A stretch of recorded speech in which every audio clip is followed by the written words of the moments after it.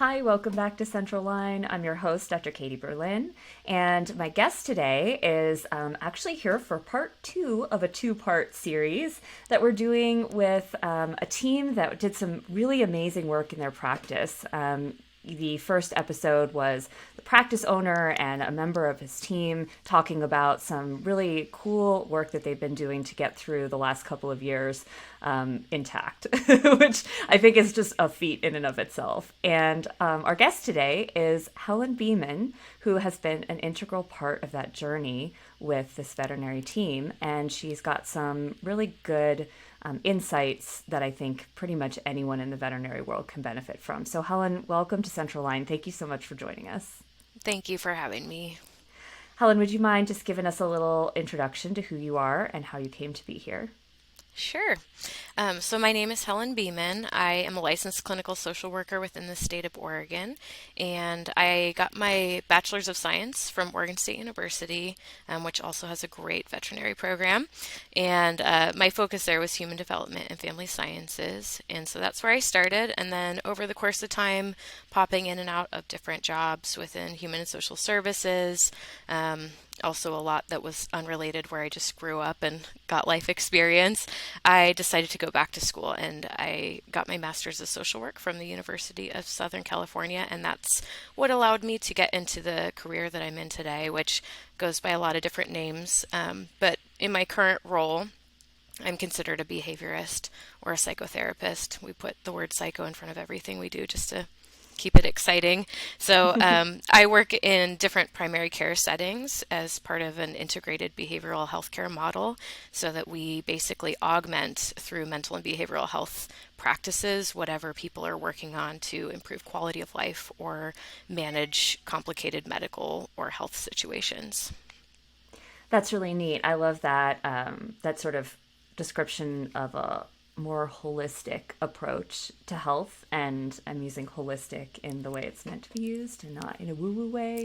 um, and that brings, that is really part of why you're here, because a lot of what you do and how you've helped this team was just, it's evidence-based. It's not something that you have to sort of believe before you do. It actually is rooted in science, and I love that that is available to us, because there are a lot of people who I think, especially in this industry, we're science people, and we need to know that there's evidence for why we're doing something if we're going to spend time and potentially resources doing it. So we'll get into that. But before we start, I would like to ask you a personal question. I was wondering, if you were a dog, what breed of dog would you be?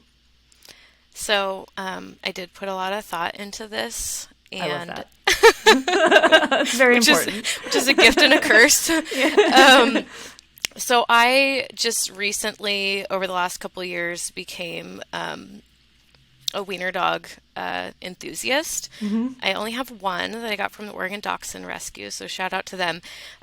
So my answer is I would want to be a wiener dog. I think maybe I kind of already am in human form. I'm very short, so I've already kind of adapted to that. Been accused most of my life as having like little man syndrome. So the things that I really think would work for me as a dachshund is you wouldn't have to walk upstairs because, IVDD. So obviously I'm rolling the dice with that. But I have to Please carry carry my me. dog. Yeah, please carry me like a princess up and down stairs. I don't have to jump on or off of things. They're just really low to the ground, which I think feels very secure. And I already have trouble finding clothes that fit me properly. So, like all the major drawbacks, I think, like my dog's name is Tucker, and we buy him like cute clothes, and I always have to alter the sleeve length. So we can work around any issues I have. He's an extraordinary cuddler. And I would love to spend my days cuddling, and they bake in the sun, like sometimes to the point where I'm like, how do you not melt? But he doesn't. So that's my decision. I would be a wiener dog. And everyone thinks you're That's cute, and when fabulous. you act poorly, like the excuses, the grace that people show these dogs because they're so bizarre looking and adorable, they're just like, it's okay. He has like power and control issues. And everyone's just like, oh, of course, he's a wiener Yeah. dog. Like, It's wouldn't fine. you be cranky if you were so small? Exactly. You're so long and like your legs are so short. And I want those allowances made for my poor behavior. So, It's so funny because my Chihuahua is like the same, I think. Chihuahuas and wiener dogs, I think, can be very similar. And he yes. also has IVDD. He's had back surgery, as have I. And he's cranky, and everybody's just like, oh, he's so funny. And then they like pick him up and move him places, and he's not allowed to jump down off of things. So I completely identify with that. My fiance says that Frankie is like a manifestation of me, like all the things that I can't actually do.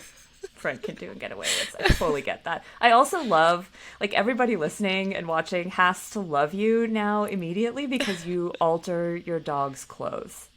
Well, Like, you have to, otherwise he gets tangled, and then like you like find him stuck in like a sleeve somewhere, and it's just really traumatizing for the whole family. So yeah, you just got to put a couple stitches in it, and just get things one size too big, for that big chest, So yeah, I yeah, love that. It's I so get it. cute. Okay, well, I feel like everybody listening knows something about you now, and so do I. Yes, yes.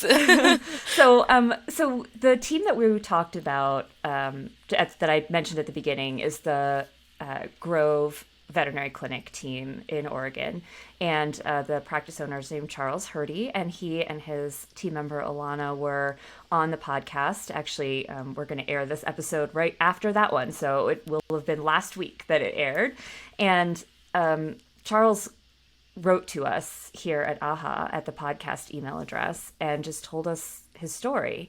And it was so compelling. And now he's been on a couple of podcasts, and I know you were on a podcast with them. And we did a story and Newstat. He was interviewed in their Trends magazine. He's making ripples with what that team has been doing, and it really is thanks to you that they've been able to come through this and create such a culture for themselves of just being able to handle challenges that they meet together. And so if you want to hear the full story about Charles and the Grove team and their initiative that they call Grit Plus Love, please listen to that episode, because today I really want to focus on how you worked with them and how the work that you did with the Grove team can be translated into other practices and for other people. So could you start by defining cognitive behavioral therapy for us? Yes. So CBT, it's important to know that when people say CBT, they might be saying cognitive behavioral theory or cognitive behavioral therapy. So one is derived from the other, obviously. So cognitive behavioral theory states that our thoughts or perceptions, sometimes even our values and our rules that we, have shaped for us or are just part of who we are, those things that help us get through life basically shape our emotional experience of things that happen to us, and then our emotions have that interplay with our behavioral choices. Sometimes these things don't feel like choices, but CBT says they are. And then our behaviors ultimately kind of reinforce our experiences and our perceptions. So it kind of just goes in a cycle.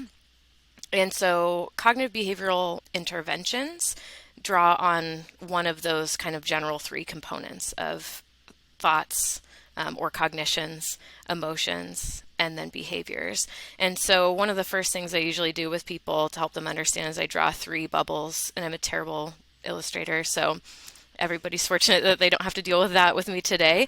But I put, each concept in a bubble, and I draw like an arrow going from one to the next. And sometimes it doesn't always go in the same direction, but just understanding and accepting the relationship between those things helps you understand kind of the broader idea of CBT, which is that if this is how life works, then we have a lot more control over the things that sometimes feel very automatic.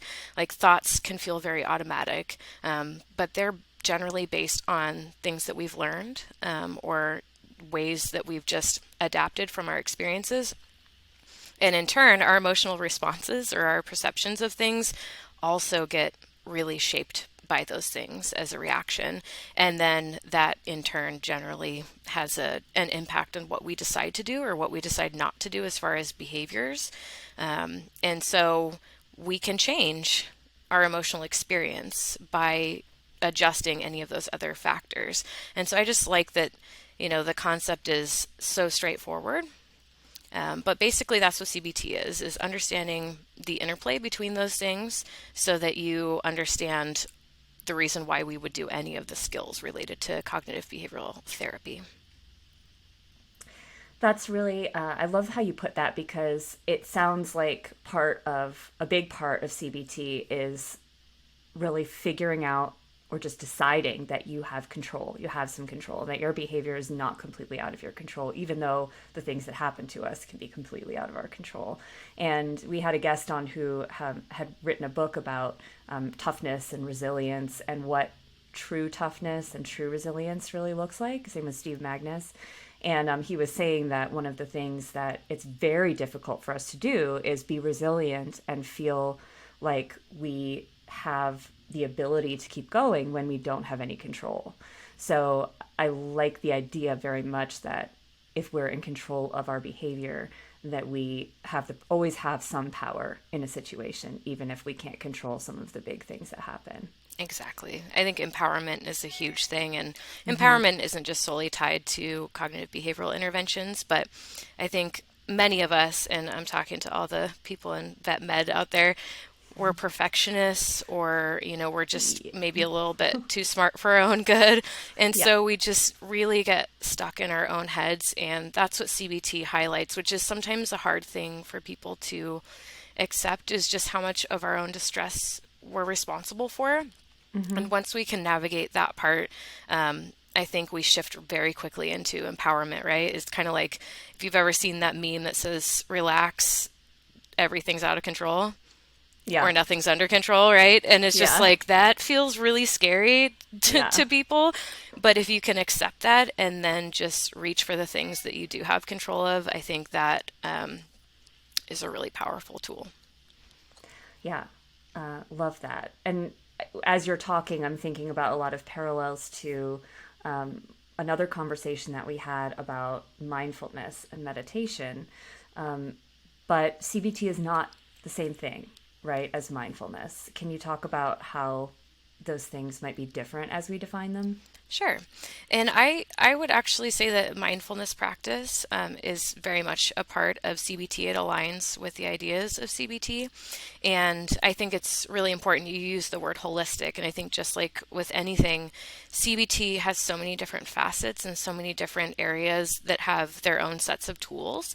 And so I think to really make this work for people and to get the most out of it is understanding all the different components that are available, because you might really like mindfulness based practice. And for me, I might feel like I'm going to work myself up into a panic attack if I'm sitting there trying to clear my mind, right? Like that is literally my nightmare, is emptying my mind.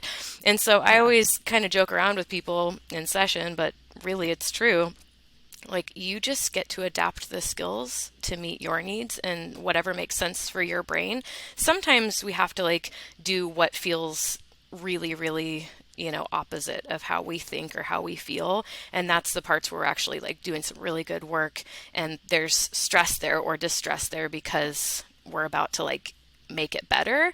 And other times, like with skills, I tell people like, if it feels wonky, keep going. Like you're right on something. If it feels really, really uncomfortable, then we need to go in a different direction. And that's the nice thing about it is like CBT does include mindfulness. It includes, things like sensory grounding, which you can Google if you want more information on. It's just really, really basic things that somehow aren't very intuitive to most of us. But once you get it, then it unlocks this whole kind of different perspective that people can use, and people who are really smart and really want facts and really want like black and white, tell me how to be more comfortable, tell me what to do, give me the tools. That's what CBT offers, and I like that it's not vague. I like that, like I Yeah. obviously can dance in the woo-woo world quite a bit because of what I do, but naturally I don't like to live in that space. I like facts. I like strategy, and it's with CBT those worlds are married, and So there's something for everyone within this really, really broad type of intervention. So I would say it does include mindfulness practice. I think a lot of people think of, if we're going to change our thoughts, that usually means be positive, right? Yeah. How do we find our happiness? And I struggle with like kind of throwing up in my mouth a little bit when people are like preaching the sunshine and happiness. The Part toxic the positivity, right? toxic positivity, which Yeah. it's like we had to really go too far over to one side of the continuum before people were like, this actually feels really bad and weird to try to kind of lie to ourselves, right? Because life Hmm. can be really hard. In working with the Grove Clinic, I think one of the biggest things that I felt like I could offer based on their feedback is just the validation, right? Me coming in there and them being perplexed when I'm like, y'all go through a lot of traumatic experiences every day. There is a tremendous amount of grief and loss in the work that you do. Um, and everyone's just like, well, this is what we do. And I'm like, nevertheless, right? Just Yeah. honoring those experiences. And if I went in there and tried to tell everybody to just be positive and, think positive thoughts, like, I don't know that anyone would have listened to me because it's not realistic. And in some ways, it can really invalidate some of the challenges that we all face in life. Um, and so I think we do modify thoughts a lot, a ton in CBT. That's one of the main kind of groupings of skills that I teach and that I use myself. But CBT is so broad that I could talk to you for 3 days about all the different directions that you can head in it. I won't do that. But definitely includes mindfulness practice. Definitely includes more of the concrete skills, changing perception, changing behavior too. Very cool, and we'll get into a little bit of that later. I think later in this conversation, we'll probably have you demonstrate and talk about some of the actual exercises that you do with people to try to get them thinking a little bit differently, because it really does seem like it's a different way of thinking about your own brain and about your own behavior, and a lot of us feel so like a victim of circumstance in a veterinary situation. I know, just like, "Ah, why is this happening again? Like, why can't I change this person's mind? Why did this happen to this patient?"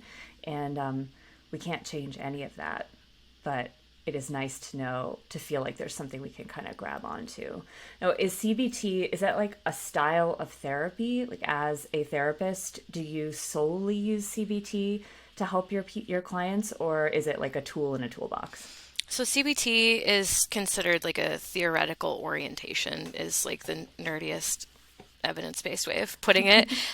So it means that as a CBT practitioner, that's what resonates the most and makes the most sense to my brain about like how do we make sense of like human distress.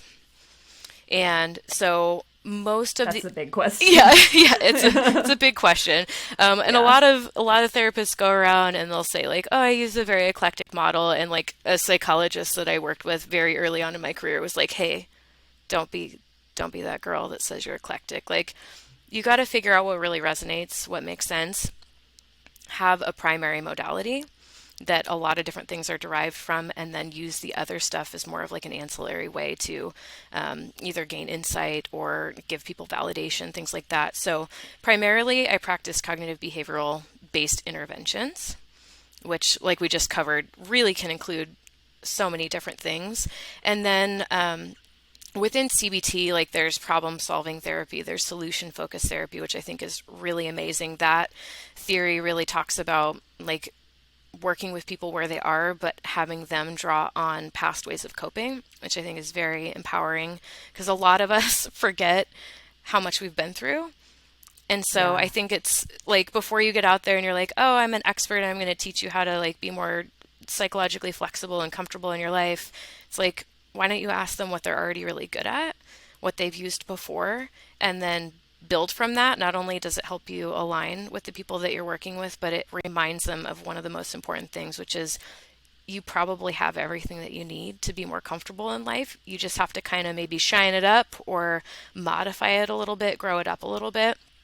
The other theoretical orientation that I draw a lot from is kind of a psychodynamic lens, and that's how I usually talk about it. It's like it's a lens that I look through, and I walk alongside people in their journey in therapy to help them use that lens too and start to apply it more, not only to understand patterns in their life, where they maybe came from, not only so they can show themselves a little grace, right, about how they got where they are, but also then flipping that lens and helping them understand other people's behavior and other people's perspectives a little bit differently, to honor just how different we are. And, when I work with people like on their relationships, or even stuff with their employer, or with coworkers, or, in this situation with pet parents, right? It's like, if we can understand where they're coming from, it might still be completely irrational and really difficult to deal with, but I think sometimes the understanding helps us connect and remember, like, we're all kind of in this together. And if you can see something from somebody else's standpoint, then you can figure out how to deal with it a little bit better, but you might also unlock ways that you can communicate with that person or work with them differently so that you get them out of their own way too. And I think that's really valuable with the work that you all do. Because if we're not honoring, like, why are they behaving this way, then you don't know where they're stuck potentially. And you might be stuck too. And that's like when two people are stuck in different things. And so it doesn't go well. Yeah, it doesn't go well. And it can be really frustrating, like, on the outside, because I think once we look back, we might understand things better. But when you're in the moment, you're just working with, your viewpoint, and they're just doing the same thing. So psychodynamic lens kind of talks about, some of the experiences that you've been through and how it shaped the way that you see the world. It also talks about patterns of behavior. And I think of that really as like coping strategies. And so ways of coping when we were little kids, right? Our developmental stage was different. Our capacity to communicate or problem solve is very, very different, hopefully. And then as we grow up, sometimes we carry along these coping skills or these beliefs and perceptions about things that have happened to us, and we don't think about modifying them. Right? And so sometimes we don't need to do a lot of new work. We just have to go back a little bit. And we don't work from like the past, but we can look back if there's a learning moment, if there's some insights that we can draw, then we use those, and I incorporate those then in the more like present moment work that we do, because cognitive behavioral therapy is really focused on like the here and now versus other modalities that are maybe more past oriented. And so I like to incorporate different types of modalities just to make sure that we don't leave stones unturned. Sometimes people just need like that light bulb moment, like, oh, that's why I do that.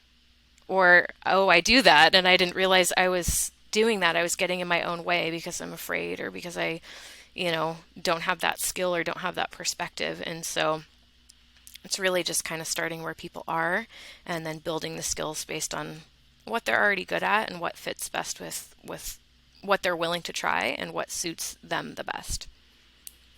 It sounds like a very non-judgmental way of thinking about yourself and about other people, and definitely learning how to communicate effectively with people who seem like they're coming completely out of left field is a very important skill, I'm sure, in our job and in your job, where you're just like, I know there's a reason why this person is acting this way, and I don't know if I'm going to completely understand it, but I know that you don't have to judge that person for being that way. You can try to understand them. That's exactly right. It's really flexible. And the whole point is ideally that we help people kind of recalibrate their brains to be a little bit more flexible, so that we don't create our own distress. That sounds great. Like, sign me up for yeah, that. Yeah. And I want my brain to be flexible. It takes a lot of time and it takes a lot of energy, and you have to dedicate it, because it's definitely one of those things where I always tell people early on in therapy, like, I don't have a magic wand. I don't just like, you pop in for a 20-minute session, I bop you on the head and like, ooh, you're fixed or whatever. It's like, we're going to work on this together, but it's what happens outside of the clinic that really makes a difference. And just like with anything else, if you put the time and energy in, you're basically just shaping that conditioning or recalibration in some cases, right? And retraining the brain, creating new networks within your brain, just like with anything else. And pretty soon, like the big sexy sell with cognitive behavioral therapy, maybe the only sexy sell, is that if you create that muscle memory, some of this stuff Yeah. just becomes natural. It becomes conditioned into your brain, and then pretty soon you don't have to do all of that really intense, like focused, committed work with it. Your brain just starts to know how it's going to do things differently. And so, like, for me, it was a year probably after I really committed to cognitive disputing, which we'll talk about in a little bit, and diaphragmatic breathing. And then I just realized at a couple different moments in my life, I thought back, and it could have been like something that happened a day before, and I was like, how did that not cause me to panic? Or why did that not make me really angry?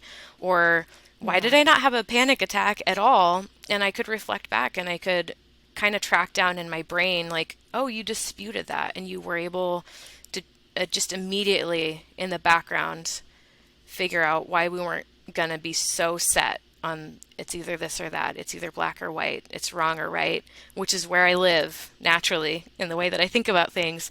And my brain was just like, not today, not today. We're just gonna like maybe tell ourselves we got it wrong or we're not seeing the whole picture. And I mean, that's kind of the magic of CBT is like if you put the time and energy in, it'll just change the way that you think and experience life. So tell me honestly, when was the last time you sent a pet home with oral antibiotics just in case? I could have answered yesterday for most of my time in practice, and so could most veterinary professionals I know. Clients have come to expect us to dispense antibiotics to cover our bases or save them money, often without diagnostic testing. But it's time we took a more conservative approach. The 2022 AAFP AAHA Antimicrobial Stewardship Guidelines outline real-world recommendations for decreasing antimicrobial use in your practice, creating a culture of good antibiotic stewardship within your team, and adjusting your clients' expectations and attitudes about how to know when antibiotics are necessary. Every veterinary professional, from client services rep to corporate medical director, has a role to play in protecting these priceless resources. See how you can get your team involved. The 2022 AAFP AAHA Antimicrobial Stewardship Guidelines are available now, and access is free and open to all at aha.org/antimicrobials. It's like training any other muscle, Exactly. right? Take your brain to the gym. Yep. Okay, so you're talking a lot about CBT as something that each individual person can use. So techniques that you can use to sort of retrain your own brain and understand other people.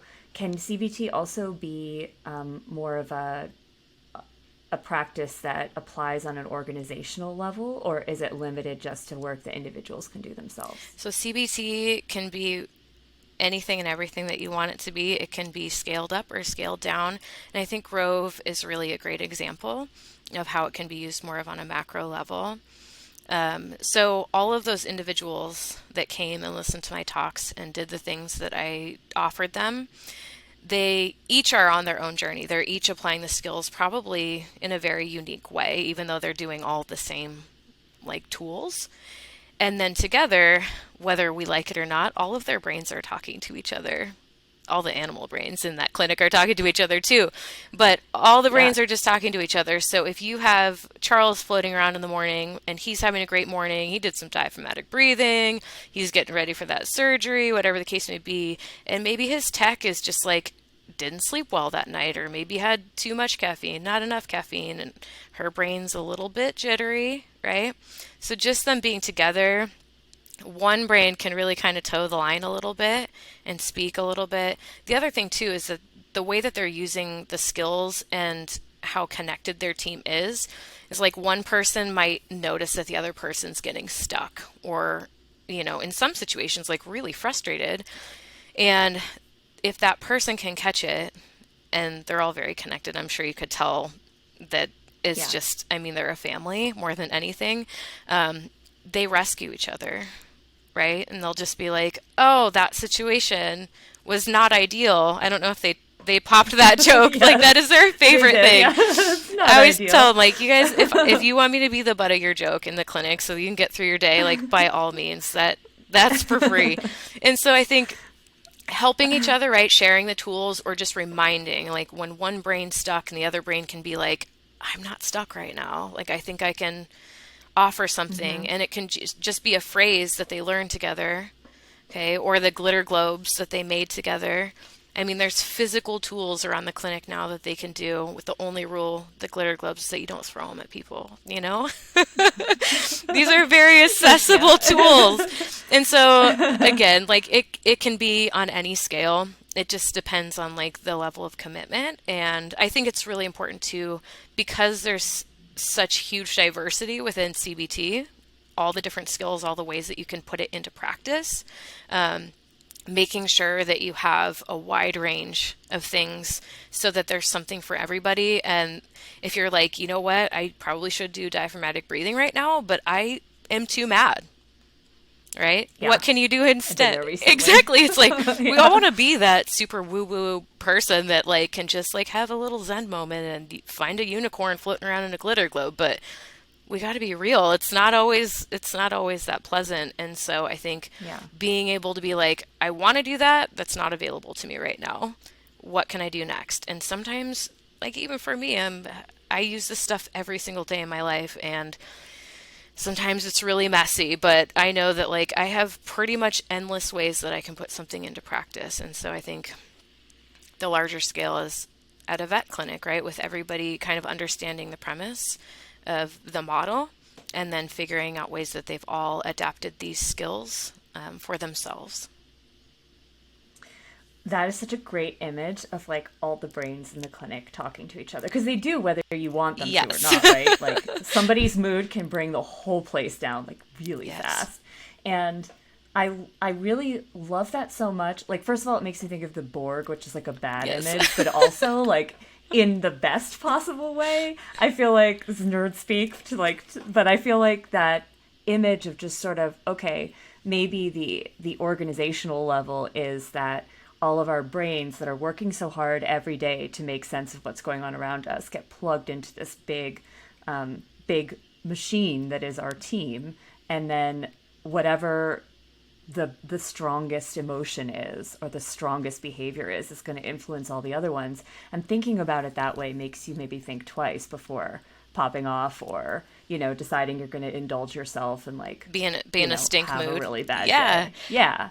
I just love that mental image, and I hope other people are getting that too because it's really powerful. And the Grove team is special for sure. Like talking to Charles and Alana, you could just tell there was a close knit aspect to this team before they started working with you. That's why they started working with you, because their leader Charles realized that they needed help and he wanted to do everything that he could to help them.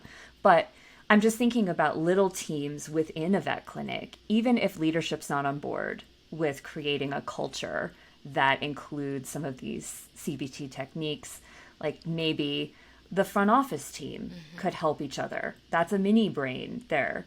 Maybe the technicians could have this language that they can speak with each other. And that is empowering in and of itself, that you don't necessarily need to wait for leadership or management to catch on that this is important to make it work. Yep.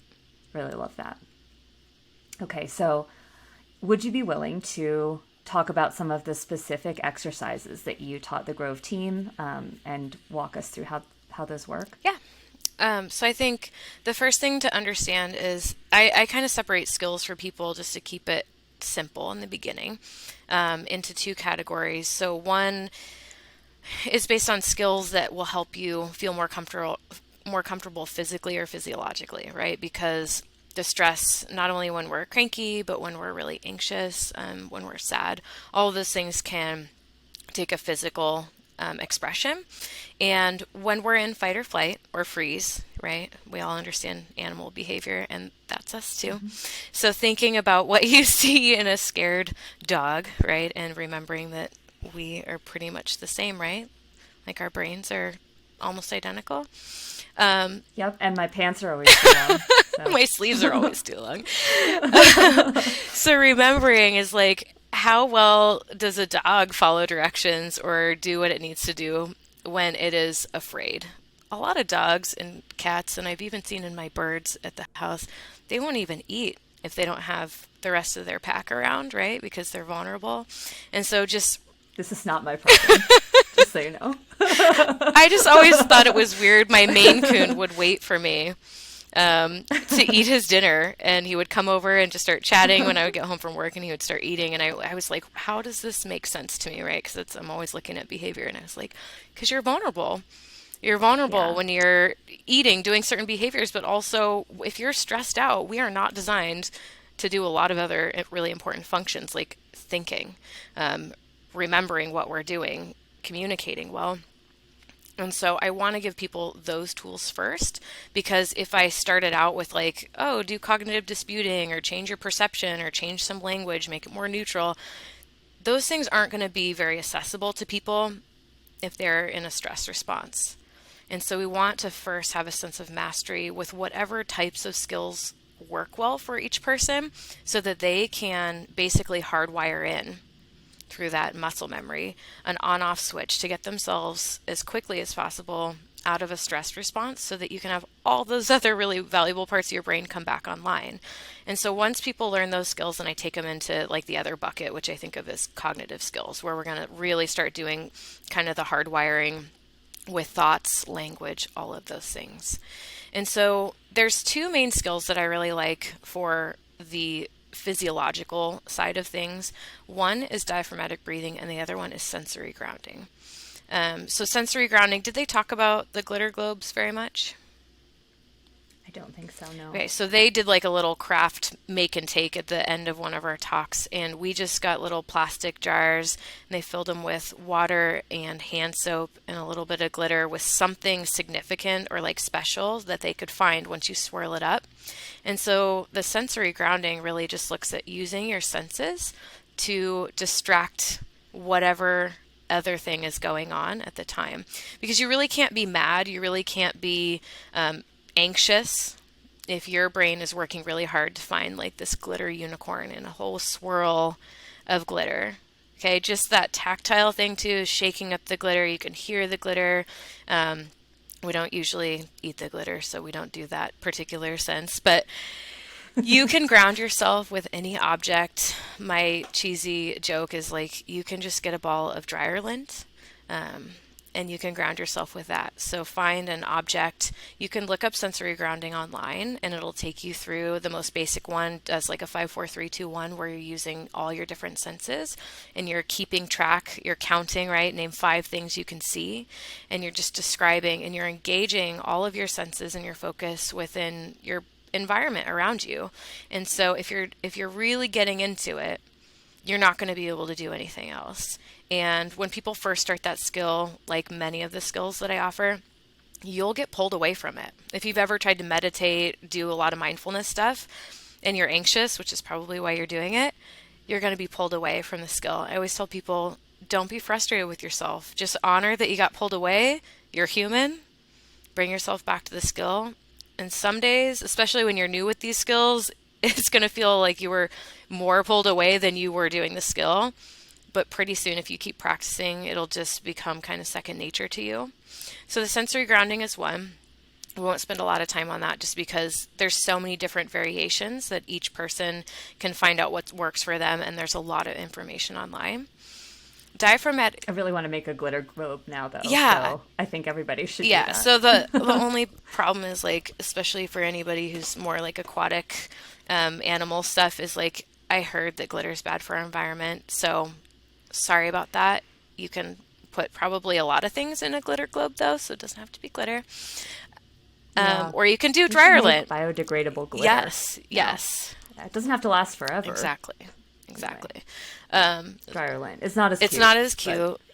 Readily available. Readily available. I love glitter, so that's like I'll do everything else for the environment, but I'm not ready to part with my glitter. So the other piece is diaphragmatic breathing, and there's endless amounts of names and labels for all the cool different breathing skills. If you've ever practiced yoga, most yoga practice will incorporate some type of specific breathing, and they almost always have a cool name with them. Have you done any types of diaphragmatic breathing yourself? In yoga, definitely. At least I was told how to do it. I don't know if I was actually breathing from my diaphragm, if that's what we're talking about. But I have done some breathing exercises in yoga, and then also through trying to incorporate mindfulness and Yeah, meditation. so I would argue that there's probably not a lot of wrong ways to do a breathing skill. Part of it, which is the coolest part, is that it's mostly just distracting your brain from freaking out or being mad. And so if Yeah. there's enough components there where you have to like think about what you're doing, the half the battle is won. So the one I'd like to Yeah. do today is called triangle breathing, and it's just because there's three sides to it. I always recommend to people that you start out with like a count of four for each side. You always want to start with an inhale so you don't pass out.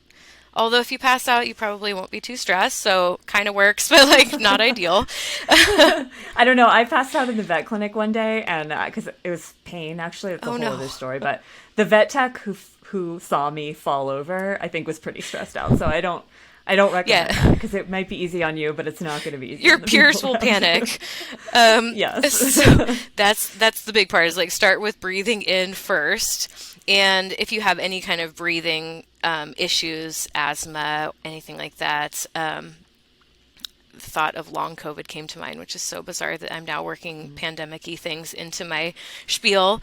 But a count of Yeah. four is usually a pretty good fit for most people. If you play the tuba or like are a vocalist or something, you can probably go pretty big. And then as you continue these breathing practices, you might notice that you're able to actually do quite a long count. So like for me, most of the time, I'm up to like an 8 count. Otherwise, I feel like I'm, breathing too quickly. So, what this looks like is we'll start by breathing in for a count of four, and then we'll hold that breath for a count of four, and then we'll exhale for a count of four.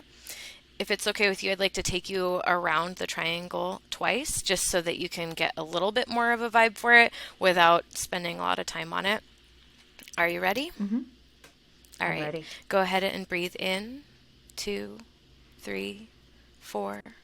Hold. 2, 3, 4. Breathe out. 2, 3, 4. Breathe in.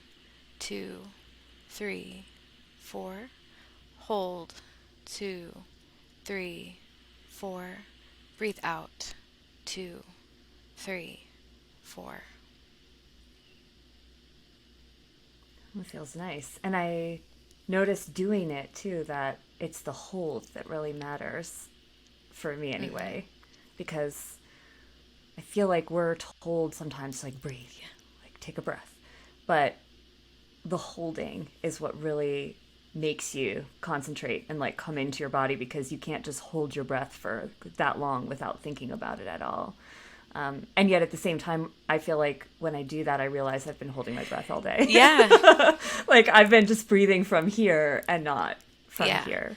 Yeah, so that's one of endless probably variations of diaphragmatic breathing. So some of the parts that make it useful and make it work really well is that one, you got to listen to me, right? My voice always changes. I go therapist voice when I do that. And it calms It me did, down yeah. too, right? So you can help other Yeah. people do this and you'll probably want to fall asleep too. Added benefits for everyone. But we're counting. We're thinking about, like, even me, like, I could probably do this on autopilot all day long. I've done it so many times. But we're counting, we're keeping track of it. We're also keeping track of, like, I'm like, oh, did I just say in? Did I just say hold? Am I supposed to be breathing out? Am I going to pass out? When do I get to take a deep breath in, right? And sometimes your anxiety, like, helps Yeah. with this because you're having to keep track of these things. Some other ways to make it interesting and make it a little bit more complicated is you can work in, like, a mantra or a coping kind of statement if you want. So if you're really struggling with anxiety or something like that, you can say, I am calm. And some people like to have like the right amount of syllables for their counts. Other people will just draw it out and they'll just kind of listen to their body and say like, okay, I think my hold's done. And then they'll shift into like a slow exhale. And so again, you can make it however you want. Some people will visualize something. Like I'm a very visual learner. And so for me, sometimes I will think about like an image in my mind. One of the things I do, I've had an iPhone since they came out. And when I do like the software update, I think it takes forever. And sometimes it looks like the bar is like never even moving. And then you get the Yeah. full bar finished. And then there's like the second bar. There's always two bars, which is super frustrating to me. So I use that in my diaphragmatic breathing when I do just a basic controlled inhale, controlled exhale. And the component that makes it complicated, I always tell people, like, try to make the inhale just the same exact length as the exhale. That's what you want to focus on. So again, some people will default to counting or doing like a beat, like you're bobbing your head as you listen to the cadence of my voice, right? And so sometimes people will do any little thing. For me, since I'm visual, I will think about my software update. And what's cool, or nerdy, you can take it however you want, is like, I mean, I referenced the the board. Borg, I know, and I have to admit that that really brought joy to my life. So not many people would have reached for that. When you do a software update, what do you know what that's for? Do you ever read like the fine print before you hit accept on a software update? It's usually like bug It fixes. fixes bugs. And I'm like, you know what? I don't Yeah. like that, but I am super buggy. My apps have been crashing all day and I need an update, right? I need to power down, Yeah. fix some things, clean up some things, right? Maybe I got hacked. I don't know. Yeah. And that bad moment that I had or that snarky comment that someone made to me, it hacked. And so I just have to reset. And Yep. so for me, like building in all those extra components makes the skill meaningful for me. And it gives me enough to connect it to in my world that it's a very meaningful reset. And so I imagine when I breathe in, I imagine that first promising, but sometimes just grueling first bar of an update. And then once it clears, you think, oh, my phone's going to turn back on. Be so many texts waiting for me. And then a new bar, and that's when you exhale. That is a great image. And like I picture going up and down the legs of the Yes. triangle as we were doing that. And I guess I've done box breathing before and pictured like going Yep. around the box. But I also love the idea that each side is kind of like one of those bars that's filling in for the software update, except that, of course, you never know when the software update Yeah. is going to end. But it's such good imagery, and just like it's so simple. It's so simple, and something that you could actually do very easily with Yeah. your team too. Just be like, hey, everyone, let's take a few Yep. triangle breaths, like before we go into this And appointment. if you think it's cheesy or you think it's woo-woo, we're here for you with that too. You can make it a Borg cube and do square breathing, right? That's Because I'm here for that. Like everybody Has to breathe. So, So like, if it feels woo to call it diaphragmatic breathing or like a calming breath, and you're just not into that, you can call it whatever you want. You can work in whatever weird stuff just like makes sense to you, Yeah. and you can do it, Like and no one will know that you're calming down or that you were even worked up to begin with. So it's available for Yeah. every mind. I love that. Yeah. So great. Helen, if there are people listening and they want to know more, I know you said that there's a ton of resources online they can Google, but do you have any in particular that you'd want to share, or do you recommend, like, if it's possible to go to a mental health professional? I'm assuming that that would always be a welcome addition. But if that's not possible for them, how would you suggest they go about learning more about CBT? I think, there's endless resources online. And with a really quick Google search, and a good place to start, honestly, is just looking up CBT. Look at the people who are responsible for thinking it up and labeling it. There's one primary father of CBT, but there's a lot of people who have contributed to this theory and all the different interventions that we use. And so I would say start there, get some names in your head of like who is directly related to this theory and some of the different practices that have come out of it. And then make sure that the resources you're looking at are at least something, that are coming from maybe one of the founders. You probably can't really do a lot of harm if you find some book that says it's CBT and it's really not. But I would always just say, like, educate yourself, get familiar with it. There's apps that you can get no matter what kind of phone you have. There's stuff that you can incorporate on your smartwatch that will guide you through diaphragmatic breathing or whatever it is that you want. And so I would say, therapy, is it right for everyone? I think it could be helpful for everyone all our lives long, but I know for a lot of reasons it's not accessible or it's not something that people feel comfortable doing, and that's okay. Therapy isn't the end all be all of becoming more psychologically flexible or comfortable or learning these skills. You can do it on your own. If a group feels more accessible, you can do that, and it can be an online group where you can remain anonymous if you want. You can we have text lines now and anonymous lines that you can call on your phone if you just need someone to listen to you. Within the vet profession, I'd say it's kind of one of those niche career fields where like you probably will get more out of it if you know that who you're talking to maybe has had some similar experiences. And we see that a lot of times with mental health, like veterans are very commonly thought of as like they don't want to go to a therapist who's never experienced some similar things. You just don't connect as easily. So there are different groups, and I would say that this profession might be one of them where you want to know that the person sitting in front of you offering you skills and tools and maybe empathy is somebody who's had similar experiences. So I would say I know Charles introduced me. Not One More Vet was created for a really, really important reason, and I've looked at that website a number of times. I get their newsletter. It's full of really good information. So I would reach out to places like that are going to be streamlined Yeah. specifically for people dealing with some of the things unique to your profession. But other than that, you can first contact your primary care doctor or whoever your medical provider is. See if there's a behavioral health provider that's integrated into the clinic. That is a nice way. It doesn't feel like you're going to a therapist for many people. It feels like I'm going to my doctor's office, and this is someone my doctor already trusts and has a relationship with. A lot of times we're doing kind of more straightforward clinical approaches. Like CBT feels pretty clinical and direct for a lot of people. If you know you want talk therapy, I would look on psychologytoday.com. That's a big website. You can just type in your zip code. If you don't want to do therapy in your own town, like I live in a small community, so I get that. You can just type in a zip code for the nearby city that you would feel more comfortable in. And then I would enter in your insurance type, and you can even click the type of intervention style that you want. You can click if you have a preferred gender for the person who you're going to be working with. Some people feel more comfortable working with a female or a male clinician. You can really filter down specifically what you think will work. And then you can start making some phone calls. You can read people's bios, and you can see the photographs of their faces, which this is the only time I would recommend judging a book by its cover, because psych stuff is weird. Like if they remind you of like some kid that pulled your ponytail in third grade, like they might be the Yeah. best clinician. Yeah, you're just going to be like, I just don't like you. I don't know why.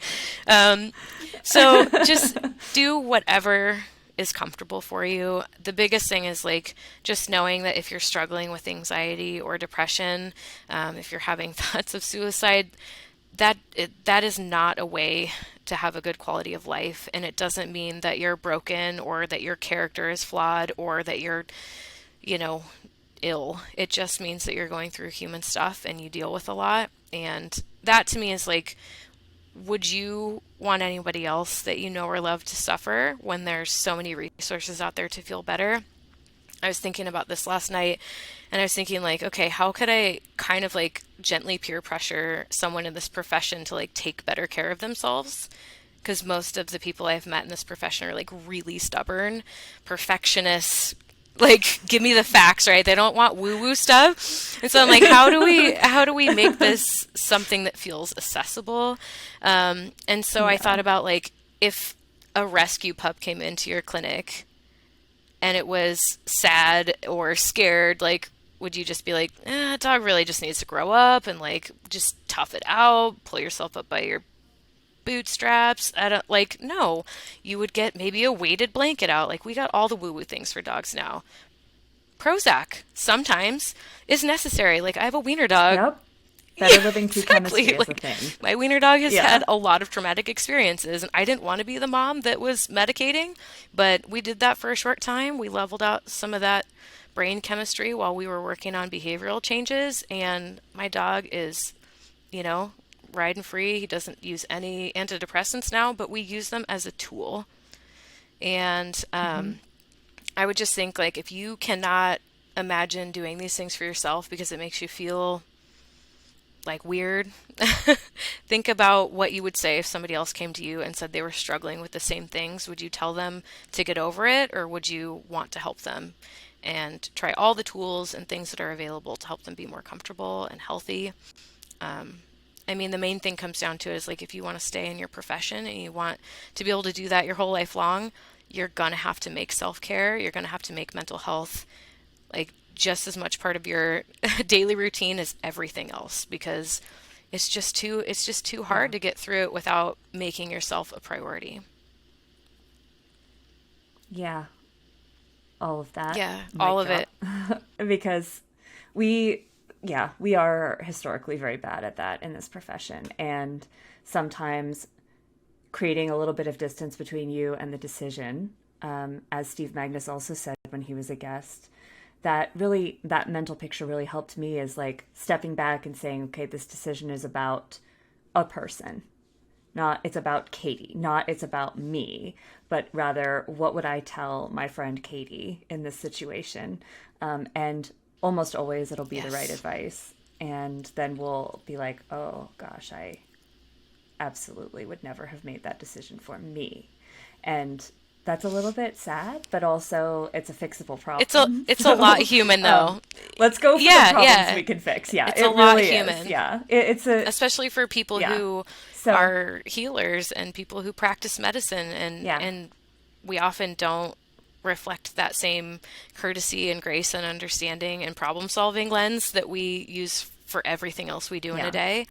And so, I mean, it doesn't have to be woo woo, but just take one step, right? Just take one step and try to yep, incorporate one little piece into your life. And then pretty soon, if you work really hard at it, it becomes automatic. And then you can make one new step in the right direction. And that way you can do what you love and you can be healthy and you can have the quality of life you'd want for anybody else. yeah. Physical exam didn't used to be Right. automatic either, And now you've been out of school a while, you're used to it. If you're a technician, the exam room flow is automatic now once you've been doing it for a while. But at the beginning, it Yeah. was terrifying, and you had to think about every step. And this is really the same thing. So, Helen, thank you. This has been so exciting and helpful and like empowering. And I really hope people listening feel the same way and can take even just that one technique that you had us demonstrate today. I hope they can take that with them and work it Me in, too. see how I it mean, we goes. had Borg, we had Wiener Dogs. I feel like it was a really well balanced I episode. know. It was, yeah, yeah. We had pop culture and science. We snuck the What more self could you care in ask? there, just So real sly. that's right. Yeah, yeah. Well, Helen, thank you. And I'm going to definitely post a link in the notes to the episode with Charles and Alana from Grove Veterinary Clinic, who worked so hard with Helen to make some of these changes and bring that sort of hive mind mentality to their team. And it's working really well for them. And maybe it could work for your hospital too. So definitely email me at podcast@aha.org if you want to get in contact with any of these wonderful people, or if you have questions or comments, or if you've tried any of this yourself. I'd love to hear about that. So contact me anytime. Thank you, Helen. And thanks to all of Thank you you. for listening.